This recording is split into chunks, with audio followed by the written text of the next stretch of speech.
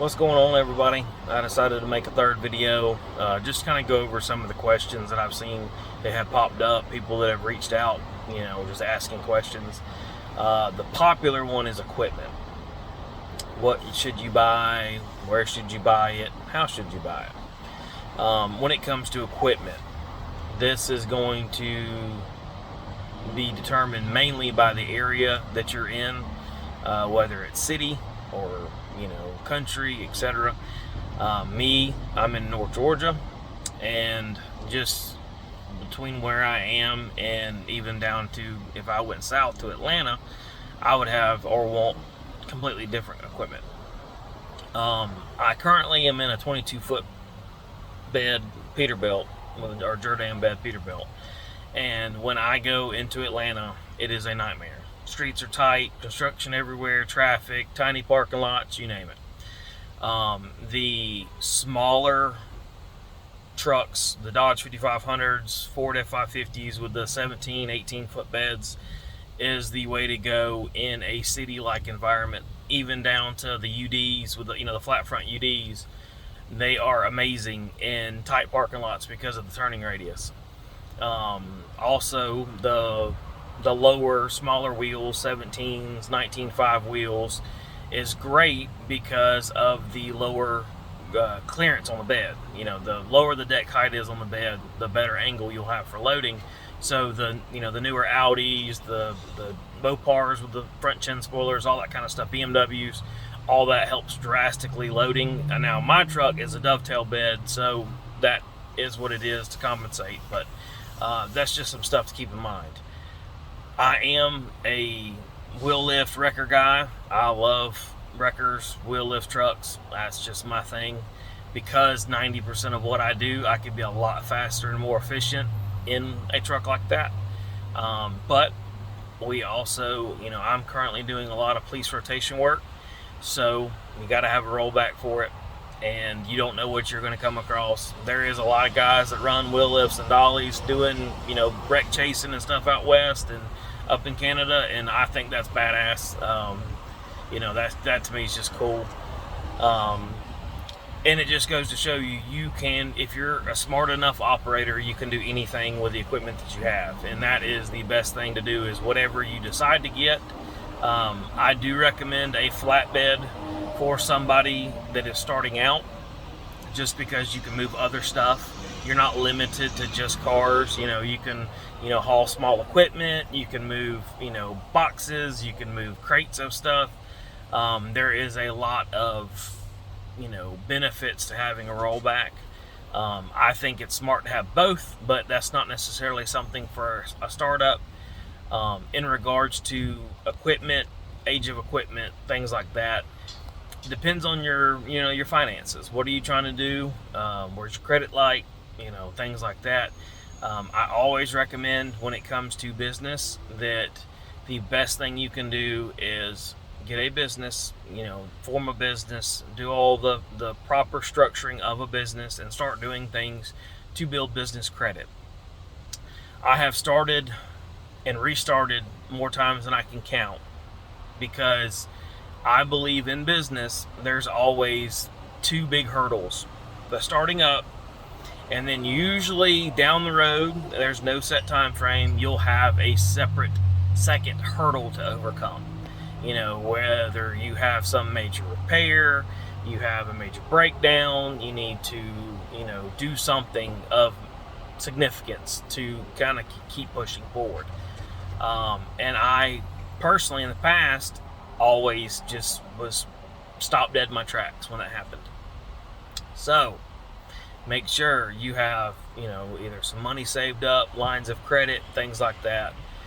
Something that you can lean on when that time comes, if that time happens. It always has happened for me.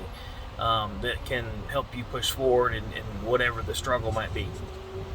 But in the terms of the equipment, I do not recommend going out and buying brand new trucks. They're way too expensive. Right now, if you're lucky and can find a brand new rollback, you're talking 130 plus. Average trucks are 140, 150. Wreckers are $100 grand now, and that's insane. That is insane to to pay when you're trying to start out. When you're an established business and you're rotating your equipment every 2, 3, 4 years, to get the depreciation and do all the other tax stuff that you need to learn, and equipment stuff, equipment costs, find a decent truck. Find something that you're comfortable with operating, and I highly suggest learning how to do your own basic maintenance, how to do your hydraulic hoses and stuff. And some of this I'm going over in a previous video, but learn that truck. Learn how it works, learn what you can do, because shops are behind. Shops, like anything else right now, prices are going up. You can save yourself a $200 diagnostic fee just by spending some time, and even help pulling up YouTube, going on the Facebook, tow talk type groups and asking questions. That's honestly how I learned, how to do everything, was just asking questions, probably to the point of being annoying, but hey, it is what it is. $1's a dollar. But I do recommend somebody starting out to get a rollback, just to open up the opportunities to haul other things. You can go four-wheelers, you can go, side-by-sides, you can go, or power sport stuff, golf carts, toolboxes, furniture, just, you name it, it can go on a rollback. If you can strap it down, it can go on a rollback. You can't do as much stuff with a wrecker in that regards, but a wrecker has its point where, like for instance, the other day, I had a Jeep that was way back in the woods on like a four-wheeler Jeep type path, and it was in a pond, like legit in a pond. That recovery took me 3 hours, and it was about $1,600 as what it took, because there was technically 2 trucks on scene, 2 guys, laborers, all the rigging, the snatch blocking, pulling off trees. Literally, we snatch blocked it off a tree about 250 yards, resetting every 30 to 40 feet. So it was a job, but that also paid. And that truck that I had to get to bring out there was a 4-wheel drive wrecker, and it was several hundred yards back off in the woods. Every truck has its benefits and pros and cons, like anything else. But that just goes to show you, you're not going to have, something off in the woods 100 yards in a lake, typically in Atlanta, or a city. You're going to have, stuff in a parking garage. You're going to have, tight parking lots, etc. When it comes to financing trucks, there is a lot of options. I recommend building a relationship with a local small bank. That has helped me tremendously. When I got started, there was a local bank that had 3 locations, and they were great to deal with. They were easy to work with, and they gave me an opportunity, and there we go. Your big banks, they look at you like an account number. I always recommend staying with little banks, especially credit unions, and try to find credit unions or small banks that have like business programs or commercial type lending. That is huge, and that helps out. Always try to build up a relationship with your bank if you can. That is huge, especially when you start getting cash flow going through, and they see that you're, hey, this individual's bringing in some money, they're working, they're doing their thing. That helps. Your network is going to be so much more important in the long run than anything else. Networking. With any aspect of life, any aspect of business, networking is what matters. But going back, that's one option, is the bank credit union route. Second option, you'll hear companies of, like Beacon Funding and companies like that. They'll get you started, and there is people out here that have had success with that. I look at the numbers. I'm a numbers guy. Beacon, and I'm not trying to say anything bad about them, they offer their financing, and they offer their funding, and they have their requirements. Usually they'll finance just about anybody. But in my case, the term was too short. I'm over here wanting, let's say back in the day I wanted to finance a used truck. They wanted to finance it for like a year, 12 months, 18 months. And when you're talking a $15,000, $20,000, $30,000 truck, depending on the price, it's like, that's tough. That's really tough. That's why I highly recommend going the bank route or looking at other options. And there is other options out there. There's other finance companies that have the 36 month, 48 month type terms, and that's more doable when you're small scale or you're just getting started. Obviously when you can double up payments, get that principal balance down, that's huge. You pay less interest, plus it kind of builds you up a little cushion in case you have a slow month or something happens. That's the last thing you want to do is dig yourself. You're going to have your fixed cost every month with your truck payment and your insurance and all that. You want to just do everything you can to make sure that you're not sinking and you're just barely treading above water, because it's draining. Building a business is draining. It is tough, but it doesn't have to be if you make the right choices. Obviously there's two options. The third option I would go over is sometimes people will finance equipment. Sometimes people will, you might have to talk to 100 different people, but sometimes people will finance stuff. And they're willing, if you got a little bit of money down and, the truck might have to sit there, but they might, be willing to owner finance it. I've been down that road once before and it worked out fine. I did try to get it paid off as quickly as I can, just so I didn't have somebody, over my shoulder. And then the fourth is obviously, if you have cash, if you saved up some money, you got an inheritance, one's, got a good scratch off, I don't know, but you got the money. Obviously, you can always do that if it's a choice, or, like I've started actually kind of thinking about, let's build my own trucks. There is plenty of people out there that do it. They find a box truck or a pickup truck and they find a bed and they do the work. I actually did something very similar to that with my orange truck. It was actually a regular dually pickup truck, and it had it was a Lariat, and it was a regular dually, and there was a bed put on it. It was a Chevron 408, which I absolutely love, one of my favorite beds out there in the wrecker side. And it was just a regular dually that was turned into a tow truck. And going forward, I'll probably consider doing that. That way I can have a truck built exactly how I like it and how I want it to operate and feel and drive and all that kind of stuff. And sometimes you can save money going that route if you have skilled help or the knowledge to do it. I know one guy, that's what he does. He has 3 trucks, and he goes out, buys box trucks or whatever, and buys beds and builds them himself. And all the trucks function like a regular tow truck that some equipment company built. And he saves 20, 30, 40 grand, depending on how new everything is, by doing it himself versus, going that route. So there's some options.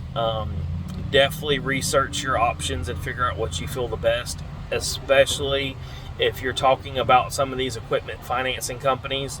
There is a lot of scams out there, and they're just trying to get you to pay some kind of, BS application fee, or they're trying to scam your information, things like that. But, at the end of the day, the choice is yours. I personally liked the way that I started. If I was to go back and change some things, I'm glad I started in the roadside of the business. That got me used to everything with the dispatching and how the pay was and all that stuff, but I was still able to make a good little living back before everything this was 15 years ago, so back before everything went crazy. And then when I bought that, it was like I said, it was an F350 Lariat. It was an old repo truck that had a lift and tow Z series wheel lift. That's just an add-on, what they call a sneaker style lift. A 4-wheel drive truck, had a set of dollies in the back. That allowed me to get traditional financing, and instead of commercial financing, I was able to get it financed because it was a regular pickup truck. So that's kind of how I got my foot in the door. You will have to probably be creative, especially when you're starting up a business. That's how I was creative. I had a regular pickup that had that wheel lift on the back, and I had it all set up with lights and all my roadside stuff, fuel cans, etc. Plus, it was a functioning truck. Like, I could hook a gooseneck to it. I could pull trailers, so I could do other jobs when it was slow or seemed slow to make money.